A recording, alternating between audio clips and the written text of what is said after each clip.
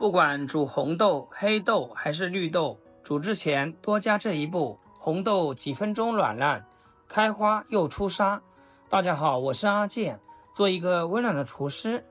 首先我們準備適量的紅豆。說到紅豆，大家都非常的熟悉，它的營養價值非常的高，但同時它也有一個缺点，就是不好煮爛，不好煮出沙。其實煮紅豆也是有技巧的。先来給大家分享一下怎麼來挑選紅豆。其實我們市面上常見的紅豆有2種，像我手上的這一種就是我們常說到的紅豆。您看它的外形看起來圓鼓鼓的，並且頂端有一點點小白點，而這個小白點不是特別的細長，更重要的是這個紅豆它的形狀比較偏飽滿偏胖的。如果我們買到的紅豆是另外一種比較細長，中間的這個白色部分顯得更加的細更加的長的這種，其實不是紅豆，這個紅豆叫做赤小豆，夏天和薏米搭配具有很好的利湿作用。而我們一般情況下所說的煮紅豆，並不是光從顏色上面来區分，因為這2種豆子它的營養價值和用處完全不一樣。像这種紅豆的話，就是我們平常用來做紅豆沙、紅豆糕、紅豆湯、紅豆粥等等，具有很好的養生作用。像这個季節就非常適合吃這樣的紅豆，然後稍微挑揀一下，看一看有沒有爛掉的、壞掉的。壞掉的紅豆還會影響到紅豆的口感。像我買的紅豆看起來還不錯，基本上沒有挑到壞的。給它倒入大一點的碗中，接着加入適量清水。很多朋友都喜歡喝紅豆湯，也知道我們的紅豆常吃對身體非常有好處，但由於煮紅豆的時間超級不好煮，開花超級的浪費時間，很多朋友甚至是煮上幾小時，感覺這個紅豆都不綿軟不出沙。在我看來，煮紅豆真的是有技巧。我們可以看到這個紅豆表面，它的外殼其實是非常硬的，相比於我們的綠豆，它的外殼還要更加堅硬。看一看，還沒有搓幾下，這個水已經變得非常渾濁。把髒水倒掉，然後再加一點點食鹽，加食鹽再這樣搓一搓，利用食鹽的摩擦力和食鹽消毒殺菌的作用，就可以把紅豆表面的大部分的雜質髒東西清洗得乾乾淨淨。像這樣子，這個時候裡面的水比剛才還要髒，再放適量的清水進來。其實我們用食鹽在搓洗的過程中，不僅能把紅豆洗得更乾淨，而且利用食鹽的摩擦力，還可以把紅豆表面進行打磨，這樣後期煮的過程中，它更容易軟爛開花。淘洗乾淨之後，現在看一看這裡面的水非常清澈，這時候把水倒掉，就可以開始處理豆子了。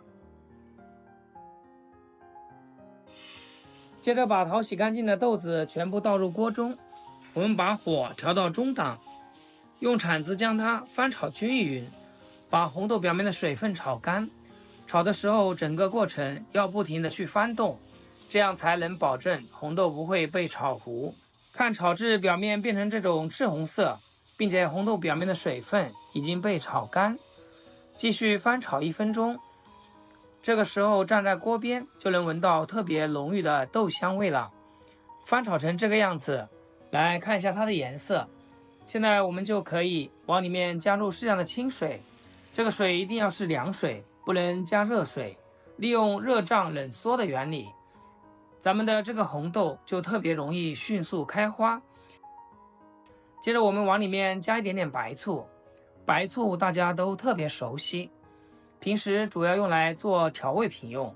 但是很多朋友不知道，我們加白醋進去到底有什麼作用，不需要加太多，加一丟丟就行。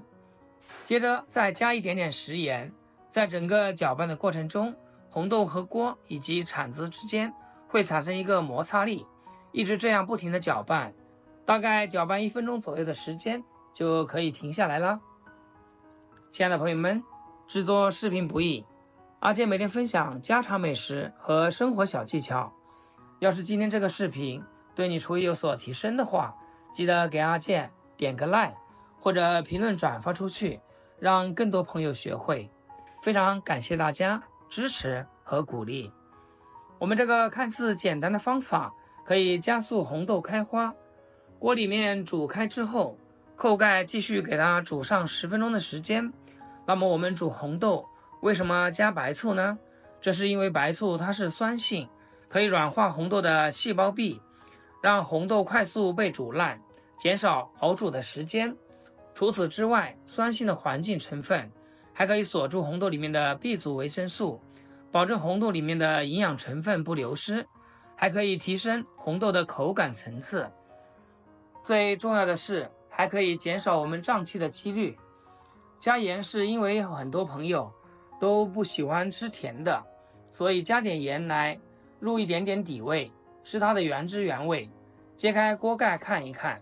這是煮了8分鐘的樣子，這個湯已經變得非常濃稠了，豆子也已經煮得開花了，但是呢還不夠沙。這個時候我們往裡面加一點點紅糖進去，然後用勺子不停地給它攪拌摩擦，這裡一定要把火力調到最大，這樣呢可以讓煮出來的紅豆更加的軟糯香甜。現在紅豆已經完全煮開花，煮出沙了，想要它更加的綿軟細膩，咱們可以開最小的火，給它煮上幾分鐘，口感就會更好。哇，真的是太香了！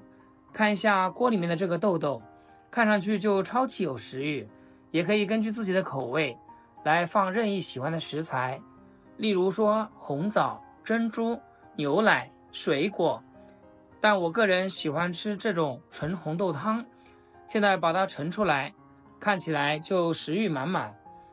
看一看這樣熬出來的紅豆湯，超級好喝，而且每一粒都軟爛出沙，吃起來入口即化，